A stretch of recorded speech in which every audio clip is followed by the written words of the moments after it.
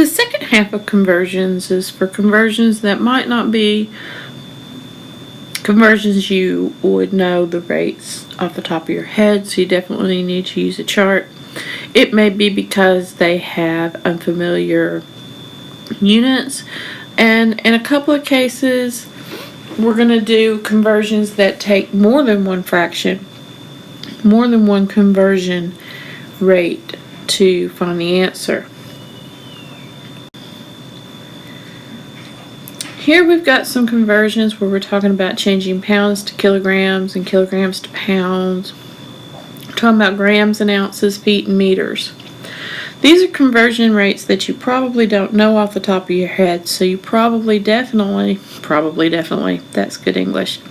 You probably need to use the conversion rates that are given on your formula sheet or at the top of the page. To work these, the process is the same as the one that we described in the first video. If you want to do a conversion and you're told 62 kilograms, you're going to put 62 kilograms on the top of a fraction. I want to change my kilograms to pounds. LB is the abbreviation for pounds. So pound is going to go on top of the next fraction, and kilograms is going to go on the bottom. When I look at my conversion rate, it tells me that 1 kilogram is the same as 2.2 pounds. So fill in your numbers accordingly. 1 kilogram is 2.2 pounds. Check your units. Kilograms are going to cancel out, which is going to give me my answer in pounds. Since 62 and 2.2 are both on top, I multiply those two together, and my answer is going to be 136.4.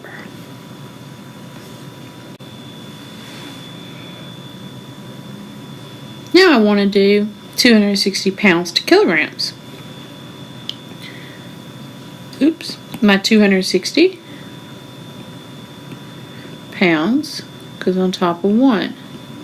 My conversion rate is the same, but this time I want my pounds to cancel out, and I want kilograms to be my final answer. Now, just because I've changed where the units are, I have to be careful to make sure the correct numbers go with the units. 1 kilogram is equal to 2.2 pounds. So the 1 goes next to the kilograms, the 2.2 stays next to the pounds.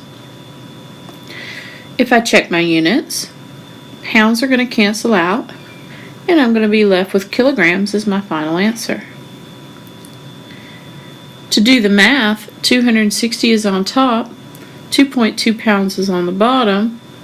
Well, 260 is on top, 2.2 is on the bottom. If I have a number on top and a number on bottom, that means to do division. My directions tell me to round off to the nearest hundredth.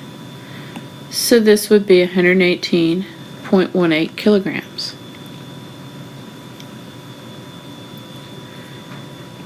$138 grams is what I'm given. It goes over 1 with no units. I want to change grams to ounces. I look at my conversion chart and it tells me 1 ounce equals 28.35 grams. If I check my units, grams will cancel out, which means my final answer will be in ounces. To do the math that's indicated, 138 is on top, 28.35 is on the bottom. I would divide, round my answer to the nearest hundredths as the instructions say, and I get 4.87 ounces.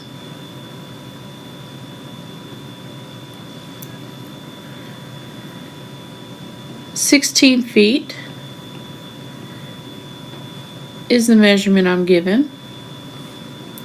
I want my answer in meters, and I want feet to cancel out. When I look at my conversion factors, I'm told that 1 meter is equal to 3.28 feet. Always check to make sure your units are going to do what you want them to do, so that your answer is going to turn out to be in the unit you're looking for. To do the math, 16 is on top, 3.28 is on the bottom. I need to divide, and I need to round to the nearest hundredth. So that's 4.48 meters. I don't know why I put an equal sign in between there. These two conversions are different because you're not going to be able to convert directly from centimeters to inches. Now there is a conversion for that, but I wanted to illustrate what you do if there's not. I have 15.3 centimeters. That goes on top. No units on the bottom. If I look at what I'm given without Googling it, the only conversion I have is from centimeters to millimeters. I don't have a conversion factor straight from centimeters to inches. So I'm going to use what I have. I want to make the centimeters go away. Now I don't actually want my answer in millimeters, but we'll take care of that in a minute. If I need centimeters to go away and centimeters is on top, I need centimeters on the bottom. 1 centimeter is equal to 10 millimeters. Now where am I trying to get to? I'm trying to get to inches. And I do have a conversion that goes from millimeters to inches. So I can get rid of my millimeters if I put them on the bottom, and I'll have the answer that I want in inches if I put my inches on top. The conversion factor is 1 inch is equal to 25.4 millimeters. Now before I do the math, let's check on our units. Oops, sorry about that. Centimeters on top is going to cancel with centimeters on the bottom. Millimeters on top is going to cancel with millimeters on the bottom. That means the only unit I have left is inches. So I just have to do the math that's indicated. 15.3 is on top and so is 10. So I multiply those two. But 25.4 is on the bottom, so I'm going to divide by that. You could do that all in one stretch on the calculator. 15.3 times 10 divided by 25.4. We were told to round to the nearest hundredth. That would be 6.02 inches.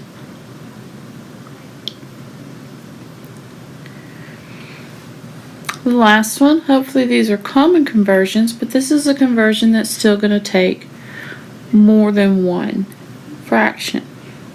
If I start with 2 weeks, I don't know how many hours are in a week, but I do know how many days are in a week. So the first conversion I can make is I can change my week to days. In my head, I know that there are 7 days in 1 week. Now if I stop here, I'm going to have an answer that's in days, but I want to go to hours, so I need another conversion factor. I do know how to change days to hours, except I can't spell it. There are 24 hours in 1 day. If I follow that math, will I end up with the right unit? Week on top cancels out with weeks on the bottom. Days on top cancel out with days on the bottom, which means the only unit I'm left with is hours. Do the math that's indicated. Everything's on top, so I just multiply them all together. 2 times 7 times 24 gives me 336 hours. Now last but not least, we want to convert temperature. All over Europe they use the Celsius scale, and we just refuse to give up the Fahrenheit scale. These are by formula, so they're a little bit different because I don't have to do conversion factors, I just have to work a formula. There are two of them. So I am given degrees Celsius. I want to find Fahrenheit. If Fahrenheit's what I want to find, I use the formula that starts F equals. The F equals formula says you take 9/5 times whatever the Celsius temperature is, and then add 32. I can type that into my calculator. I am told to round to hundredths, but it doesn't go that far. This would be 116.6 degrees on the Fahrenheit scale. If I want to convert to Celsius, I want the C equal formula. This has to match what your answer should be. Now the Celsius formula is a little bit different. I have 5/9. Then I want my Fahrenheit temperature minus 32 degrees. When you do this on a calculator, make sure you do your parentheses correctly. We want to round to the nearest hundredth, and this would be 21.11 degrees Celsius.